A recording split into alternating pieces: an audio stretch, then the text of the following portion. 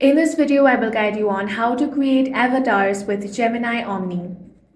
First, you want to open the Gemini app or head over to gemini.google.com. Make sure to log into your account. In the chat box, you're going to find the plus icon. Click on that. Here, click on More Uploads. Now select the option of Avatar. It will take you to Add Your Avatar section. Here, click on the Try Now option. Another method is you can simply click on the gear icon. Now from this list, find the option of Avatar. This should also take you to the Add Your Avatar page. Now go ahead and click on the Try Now option.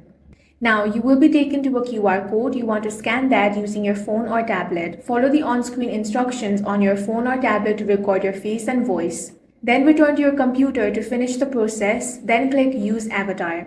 Gemini Avatar is a generative AI feature by Google that lets users create a realistic digital twin of themselves to star in AI-generated videos. That's all for this video. If you found it useful, make sure to hit the like button and subscribe for more videos like this.